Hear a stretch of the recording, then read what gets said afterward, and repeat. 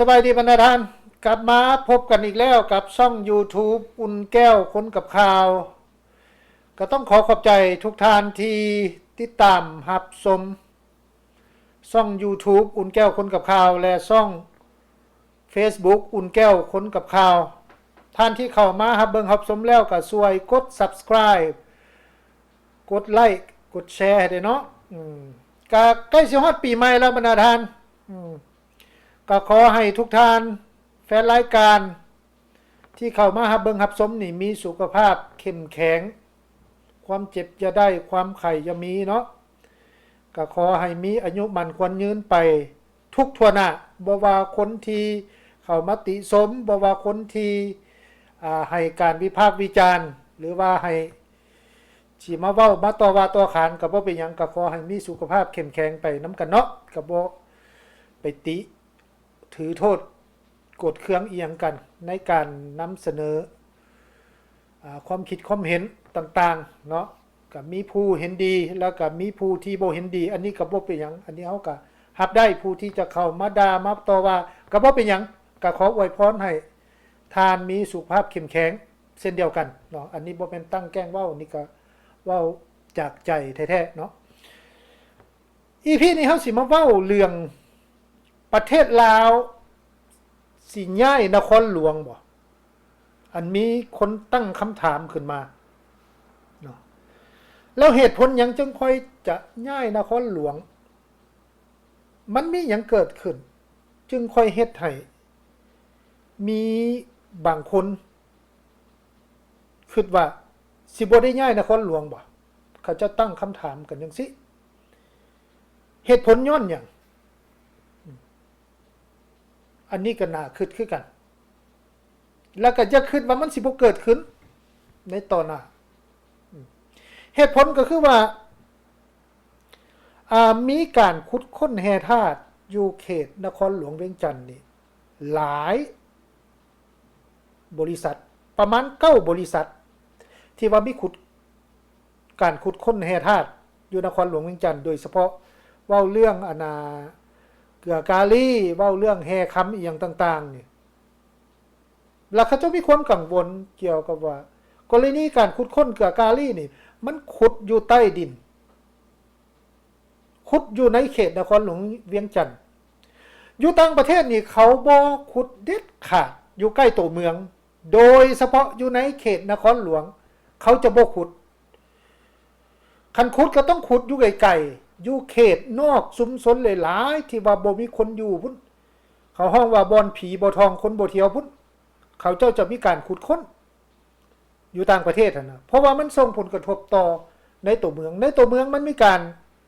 สร้างตึกอาคารหลายมันมีความเสี่ยงสูงที่จะก่อให้เกิดดินยุบดินเจือนแล้วมันก็เกิดความเสียหายเป็นบริเวณกว้าง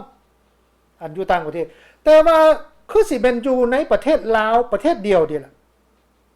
ที่มีการขุดค้นแร่ธาตุอยู่ในเขตนครหลวงยกตัวอย่างการขุดค้นเกือกาลีอยู่บ้านทงมังเมืองไซธานีอย่างสิขุดอยู่ในเขตนครหลวงปัจจุบันนี้ตามข้อมูลทางการนี่มี9บริษัทขุดค้นแร่ธาตุ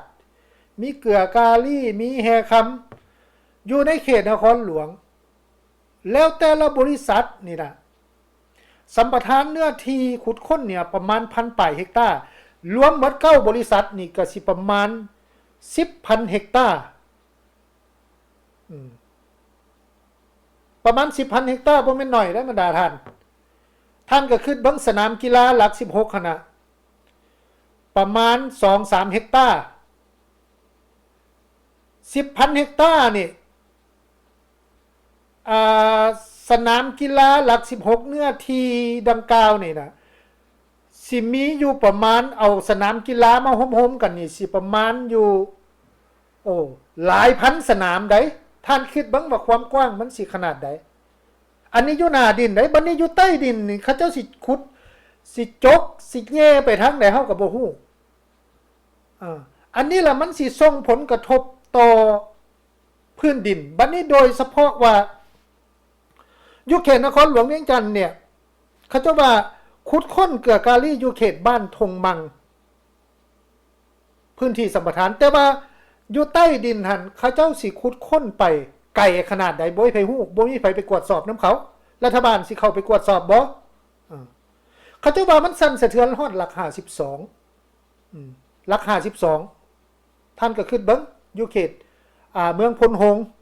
แขวงเวียงจันทน์บัดนี้อยู่เขตหลัก52หั่นมันใกล้หยังใกล้เขื่อนไฟฟ้าน้ำงืมเขาเจ้าแสดงความกังวลว่าคันธาว่ามันส่งผลกระทบต่อหากฐานของเขื่อนไฟฟ้าน้ำงืมเด้คันธาน้ำท่วมเด้มันสิอยู่ได้บ่คนอยู่นครหลวงเวียงจันทน์นี่สิบ่ได้ย้ายนครหลวงเวียงจันทน์เพิ่นบอกเพิ่นตั้งคำถามแนวนี้ได้อันนี้แม่นสมาชิกสภาประชาชนนครหลวงเวียงจันทน์เพิ่นมีการประชุมแล้วก็อภิปรายกันเรื่องนี้คันสั่นให้ท่านไปเบิ่งไปชมบางช่วงบางตอนที่สมาชิกสภาประชาชนนครหลวงเวียงจันทน์เพิ่นเว้าเนาะไปเบิ่งไปชมเบิ่ง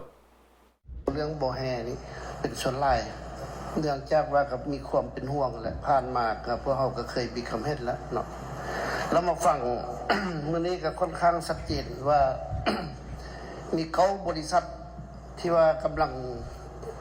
ขุดค้นกำลังดำเนินอยู่กับมีขุดค้นแล้วก็มี ข้าพเจ้ามาฟังแล้วก็เป็นหน้ายานกลัวเลยแต่ละบริษัทที่บ่ธรรมดาเลยพันปลายเฮกตาร์นี่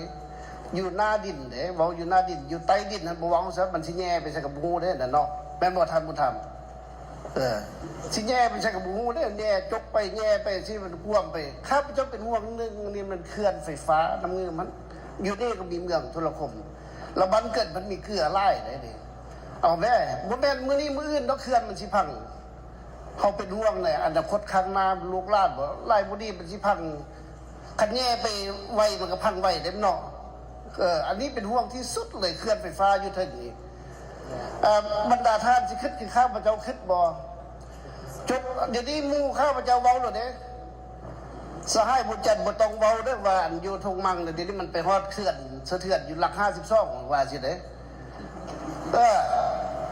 หมู่ข้าพเจ้าเว้าแล้วสหายบุญจันทร์อย่าเว้าว่าอยู่ทงมังเด้อมันสะเทือนอยู่หลัก52แล้วไกลไปแล้วหาเคลื่อนน้ำเงินนี่นะหากท่านเคลื่อนน้ำเงินไปแล้วก็เป็นโอ้ยตายแล้วอยู่ในจมมัดอยู่นี่บ่มีนครหลวงหรือว่าเขามีแผนจะย้ายนครหลวงบ่จึงเอาบริษัทมาขุดค้นอยู่นี่มันจมอยู่น้ำหมดแล้วมันปานสึนามิพุ่นได้นี่คันเฮาเป็นห่วงเป็นใหญ่เกี่ยวกับภัยพิบัติที่จะเกิดขึ้นบ่ซาก็ไว้ที่จะแม่นพูดอันนั้นก็เป็นคำคิดคำเห็นของสมาชิกสภาประชาชนนครหลวงเวียงจันทน์แต่ว่าท่านสังเกตเห็นบ่คันธาว่าหากฐานของเขื่อนมันส่งผลกระทบหรือว่าให้ไปกว่านั้นเกิดมันพังขึ้นมาท่านคิดภาพออกว่าตอนเขื่อนเซเปลี่ยนเซน้ำน้อยแตกและเฮ็ดให้ประชาชนอยู่เมืองสนามชัยแขวงอัตตปือได้รับผลกระทบท่านสังเกตภาพออกว่ามันทำนองนั่นแหละบัดนี้มันไม่ควรเป็นไปได้จังใดบรรดาท่านปัจจุบันนี้นี่อยู่เขตบ้านทงบังเมืองไชยธานีนครหลวงเวียงจันทน์นี่ดินมันเกิดการยุบโตล่ะดินอยู่บ้านทงบังมีการยุบโตได้อยู่ให้นาหัวสวนประชาชนเนี่ยน่ะยุบลงบ่แม่นง่ายยุบเป็นคุ้มก็มีแล้วยุบเป็นบริเวณยาวๆก็มีแล้วมันลุบลงน้ำสร้างน้ำบาดาลคนเนี่ยก็แห้งก็ใช้บ่ได้ท่านเบิ่งมั้ยท่านใดที่อยู่แถวเมืองไชยธานีก็คงจะฮู้ว่ามันมีเขตดินยุบอยู่บ้านทงบังหั่นน่ะเห็นบ่อันนี้ล่ะคือผลกระทบที่เกิดขึ้นจากการขุดค้นเกลือกาลีแล้วนอกจากนี้มันมีหยัง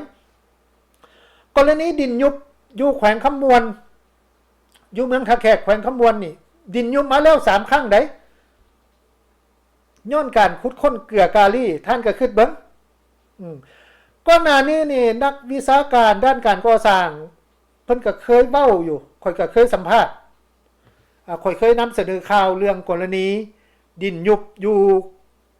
เมืองท่าแขกแขวงคำมวนตอนยุบเทื่อที่2หั่นน่ะข่อยก็นำเสนอแล้วก็นำเสนอบทสัมภาษณ์เชี่ยวชาญด้านการก่อสร้างเขาเจ้าก็ว่ามันมีความเป็นไปได้สูงที่จะยุบอีกแล้วสุดท้ายมันก็ยุบเทื่อที่3ท่านคิดเบิ่งแล้วมันสิต่างหยังกับกรณีที่เกิดขึ้นอยู่บ้านทงบัง เมืองไซธานีนครหลวงเวียงจันทร์แล้วมันส่งความสั่นสะเทือนฮอดเขตหลัก52แล้วมันก็ยังมีคำถามอีกอยู่บนว่าผู้คดค้นเกลือกาลี่นี่คือบริษัทจีนนี้สิขุดไปไกลเขตสัมปทานบ่อันนี้ไดเพราะว่ารัฐบาลบ่ได้ไปกวดสอบนำเขาเจ้าเด้